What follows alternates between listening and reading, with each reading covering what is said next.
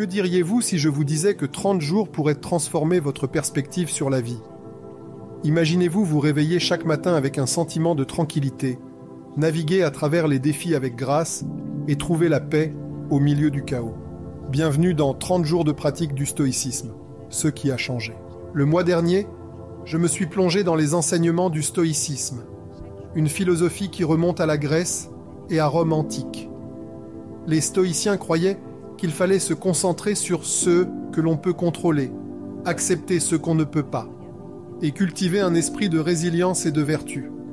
Mais comment cette philosophie se traduit-elle dans nos vies modernes, souvent chaotiques? Permettez-moi de vous emmener dans ce voyage. Semaine 1, le calme avant la tempête. J'ai commencé mon voyage avec le principe stoïcien de se concentrer sur le moment présent. Chaque matin, j'ai passé quelques minutes à méditer sur les mots de Marc Aurèle. Tu as pouvoir sur ton esprit, pas sur les événements extérieurs. Réalise cela et tu trouveras la force. Au début, cela ressemblait à un combat ardu. J'étais constamment distrait par les notifications, les courriels et le rythme implacable de la vie quotidienne. Mais au fil des jours, j'ai remarqué un changement subtil.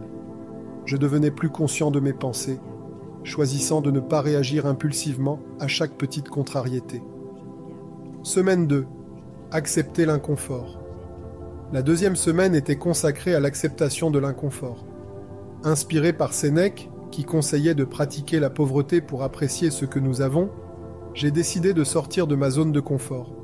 J'ai pris des douches froides, sauté mon café du matin et même marché pour aller au travail au lieu de conduire.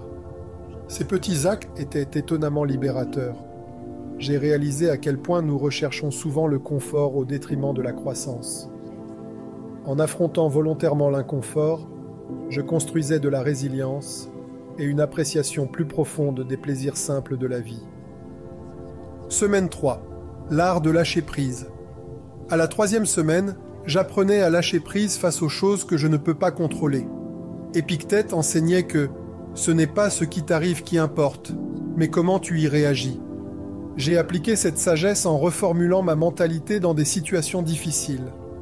Les embouteillages sont devenus des occasions de réflexion, les malentendus au travail des leçons de patience. Ce changement de perspective a considérablement réduit mon niveau de stress. Je n'étais plus victime de mes circonstances, mais un acteur actif dans la manière dont je choisissais de les percevoir. Semaine 4. Cultiver la vertu intérieure. Dans la dernière ligne droite, je me suis concentré sur l'idéal stoïcien de vivre vertueusement.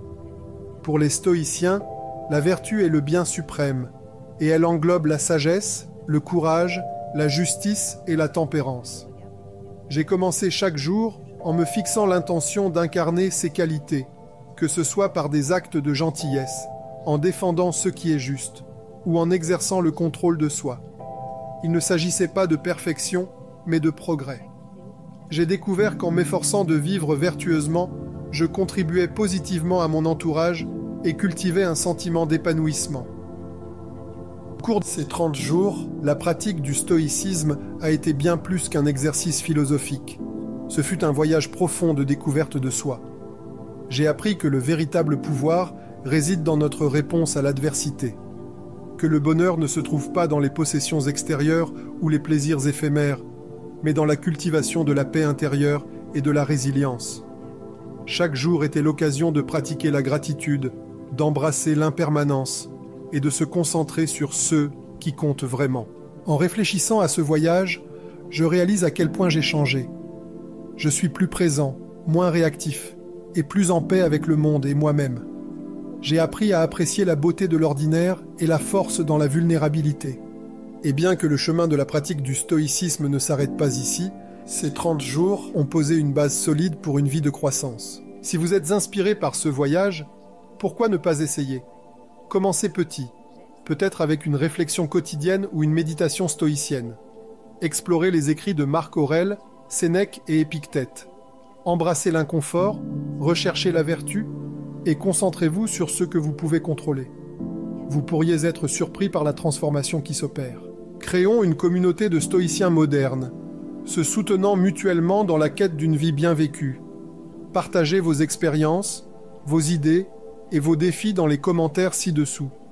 Et si vous avez trouvé cette vidéo utile, n'oubliez pas de l'aimer, de vous abonner et d'activer la cloche de notification pour plus de contenu sur la croissance personnelle et la philosophie. Merci de votre attention et souvenez-vous, le pouvoir de changer votre vie réside en vous. Embrassez-le et laissez la pratique du stoïcisme vous guider vers une existence plus épanouissante et résiliente.